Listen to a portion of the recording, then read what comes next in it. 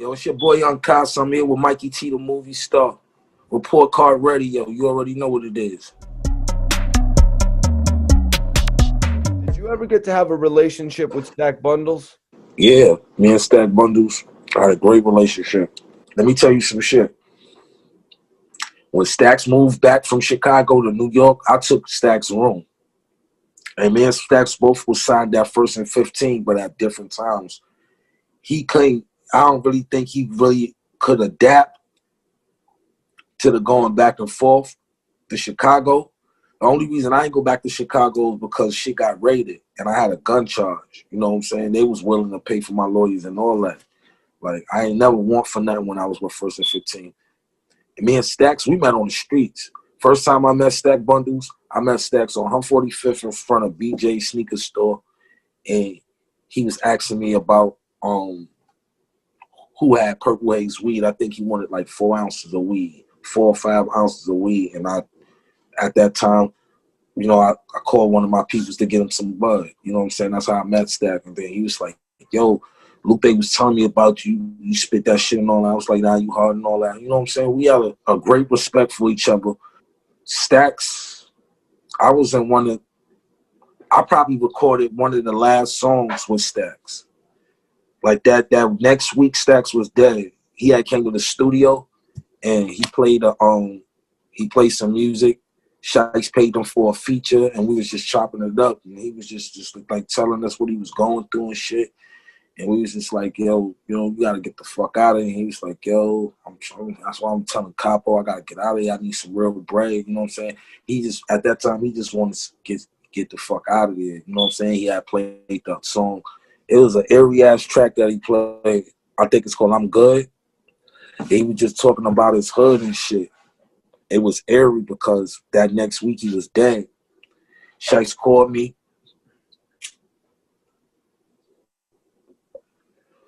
I remember it was like it was yesterday because at the time, my mom's had all white furniture. I came to the crib. I rolled up a blunt. I was just about to watch In Too Deep. It was on like Showtime or Cinemax or something like that. It was like 4 in the morning. Shiest called me. I muted the TV. And I sat like on the edge of the couch. He was like, yo, what you doing? And I was like, yo, I'm about to roll up, watch a movie and all that. He was like, you rolled up? I was like, yeah. He said, yo, take 3 pulls, because, you know, Shiest, he a funny nigga. You know, me and Shiest, we ain't speaking right now, but that's always going to be my big bro. I love that nigga to death. But he was like, yo, tell me, he said, light it up and tell me when you take 3 pulls. So I lit the blunt up. So I was like, he said, you took 3 pulls? I was like, yeah. He said, take another 3 pulls. I was like, yo, Shiest, what you on, man? It's 4 in the morning. He was like, yo, man, niggas kill Stack Bundles tonight, just like that. And I was like, yo, get the fuck out of here. I'm like, what? He's like, yeah, Stack Bundles laying right in this project stairwell right now. I'm like, what the fuck happened? He was like, yo, I don't know. I just hung up. We talked for like 45 minutes and I hung up the phone. Stacks was a hell of a good nigga, man. I can remember that last studio session like it was yesterday. We was at my man Dan the Man studio, Pro Studios and shit downtown on 30th Street. And Stack came and fucked with us. You know what I'm saying? Did the little feature and shit and chopped it up. You know what I'm saying? Rest in peace, Stack Bundles. Those my peoples. Chinx, God bless his soul. So, yo, UnKasa, man, I want to ask you about linking up with Shiest Bubz in Purple City. Could you break that down for me? Yeah. Shiest was basically young dude in the hood coming up. He really, he's like the blueprint of, what the cannabis game is turning to now. But he's been doing it for 20 years before it was legal. And, you know what I'm saying? Street guy. I basically just wanted some good weed. And that's how we connected. You know what I'm saying? He when I met him, he was like, y'all always knew about you. You know, niggas was always talking about this kid with glasses that rap. Like, I had a different name back then. Baby Gangster, the bookkeeper back then. Gangsta Lou had named me that for Mob Style, so that's the name I was going through. So I was, battling niggas, and I had my name in the hood for rapping for at least 30 years. You know what I'm saying? Young, 13, 14, 15, tearing niggas the fuck up. You know what I'm saying? So we already, he had a name for getting money, I had a name for rapping, hustling. And we connected like that at first through some weed shit. Then, like I said, Cam and Juelz, Juelz really got me connected to Shiest. Because he used to be like, yo, that nigga got the fire buzz, go check that nigga. So once I met him, we had a conversation and, things led to successful mixtapes and albums and shit like that. I remember Shiest and Luch did a mixtape called Taliban versus Purple City, and it was basically all the artists that Shiest had on his roster, and Taliban was just me, JR, Hell Rel, guys of that nature, A Mafia. So we were putting out the mixtapes. We got a buzz on that. Around the time we was gonna drop Taliban versus Purple City Part 2, the Bully and the Hustler, Luca Brasi got incarcerated for like a year or so. So as Luca was incarcerated, me and Shiest, began to kick it every day and build a bond. So he was like, yo, man, we might as well do this label shit and, get this shit popping. So we basically weeded out all the niggas that wasn't going to fit in the criteria what was Shiest's vision at this time. And, gathered a bunch of artists. A lot of people didn't survive the roster, but, Purple City was tearing the mixtapes scene up. You know what I'm saying? I was connected with a lot of different entities too. The Senate, shout out to Taj Mahal, the Diplomat stint was like gold. Like you can put the Diplomat logo on something and that shit was gonna sell. You know what I'm saying? Anything that was affiliated, and that's what the labels was going on too. You know what I'm saying? That's how we got the deal with Baby Grand with Chuck Wilson. Because they wanted, if you couldn't get Cam or, Juelz or Jim, you wanted anything that was closer to them. And what was hot at the time was Purple City. So that's basically how shit was going back then, Mikey. You know what I'm saying? Everybody out for themselves. You know what I'm saying? Me and Shiest put some shit together. Help a lot of guys that couldn't get that viral moment. We gave it to them, you know what I'm saying, through the mixtapes. Anything that we dropped, that shit, their numbers, you know what I'm saying? So, we help a lot of guys come in the game, do their thing. Right, like like that. you were saying, you didn't actually sign to Cameron, but you used the affiliation to get a situation with Baby Grand. Yeah, because it was like, at the time, when Cam was signing, like JR and Hell Rel and all them, me and Shiest, we was like, yo, it's not enough food on this one plate for everybody to eat off. Because that's how we're gonna start bumping heads. Let's go get our own plate and build our own foundation so we don't really have to piggyback off the Dipset shit. You know what I'm saying? We are Dipset, we are family, but we our own entities. We Purple City. But even when we got our deal, a few niggas was mad and bitter that we got our own deal and was able to get leverage and do certain things. And niggas hated on it and shit like that. But, that's how the game go, man. That's how the game go. This is a dog-eat-dog world, man. And if you ain't mentally prepared for this shit, do not get in this rap shit because it ain't even about how nice you is or how many songs or how much jewelry, how many bitches you fucking or none of that. This shit is the numbers game nowadays, you know what I'm saying? That's why, you see so many artists come and go, you know what I'm saying? They don't stick around because, these labels that these niggas are signing to, You know, they just looking for the hit, and once you can't make no hit no more, you know, you good as garbage. So they throw you to the side. But that's why I try to tell the artists, evolve with the times. You know what I'm saying? Try to always put your twist on anything that's coming out or with whatever the new wave. You know, everything is a wave, so you know, evolve with the wave. Not saying to catch yourself or do things that other people are doing, but just kind of evolve into what the game is. You know what I'm saying? And that's where a lot of people don't know how to evolve into the hip hop game now. It's totally different from when I came in. You know what I'm saying? I seen this shit like I said, I'm 41, so I've seen a few generations and a few different eras of this hip hop shit. These young kids, they definitely getting more money than we did. You know what I'm saying? They saying a bunch of money quick too. You know what I'm saying? That's what's driving them so crazy, because you go from hustling or probably robbing and stealing to get money to you got $2, $3, $4 million to play with. You know what I'm saying? And you don't have no guidance. You ain't got really no OGs around you to guide you in the right way. So that's just a road to destruction. That's what's gonna happen. What the fuck? This is what I tell a lot of people. What the fuck you gonna expect for these young kids if there's no guidance around them and it's all this money?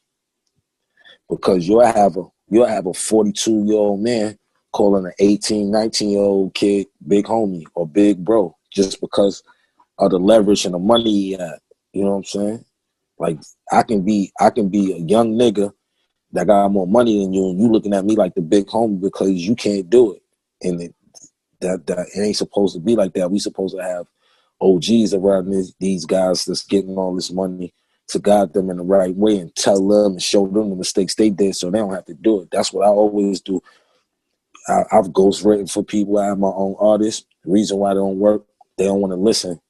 And then when they bump their head and run into a wall, that's when I never even played a I told you so road. I just be like, you know what I'm saying? You choose the lane you want to roll. It's a wide road. You can go in the fast lane, you go in the slow lane, you go in the steady lane. A lot of people want to go in that fast lane and they crash. You know what I'm saying? Learn the business. People don't want to learn the business. Take time out to learn your business. Know where your streams is coming in, where your revenue, your money's coming in, your lawyer, your management. I ain't never have really none of that type of shit that these guys had. I ain't really have the machine. So anything you ever seen me do is coming straight from the mud. Like, gotta go out, sell mixtapes, hit the block, sleep on niggas' floors, do all types of shit.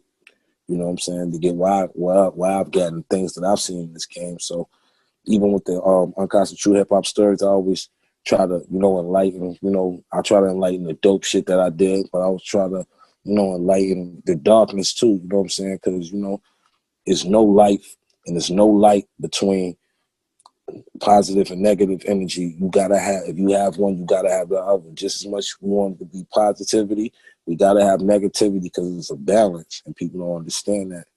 You know what I'm saying? When we get some elders that can actually grab the hearts and the minds of these kids in the right way, I think you'll see a better outcome. Even in Chicago, if you just get some of the real OGs from Chicago, they get close to these guys enough for them to listen, I think we can change. It starts with us. We keep thinking the government and all that. The government ain't gonna help us out. None of these people gonna help us out. It starts with us, and that's been an answer forever. It starts with us. When we gonna put the racism down? When we gonna stop using race as a crutch or something that's been going on for years?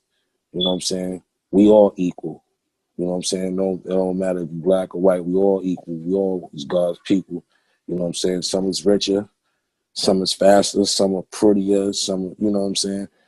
Everybody is not going to be all equal in that way, but as human beings, we are all equal. And once people get a perspective and, a mind, they grasp their mind on that, I think the world will be a better place. Not even just the hip hop generation, the whole world as a whole.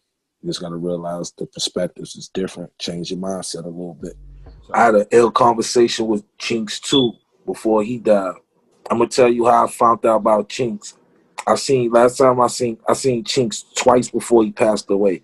I seen Chinx at a Super Bowl party at Stage 28. He was with Bino, and he was just really frustrated with the game.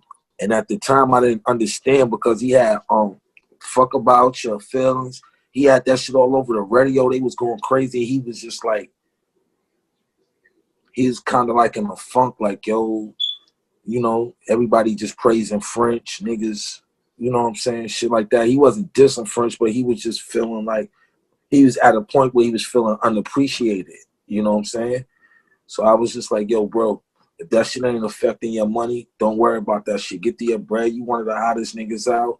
Don't worry about that other shit. That shit come with the game. I've been in it for a while. You know me. I know Chinx forever. He used to hang out with my dudes in Harlem.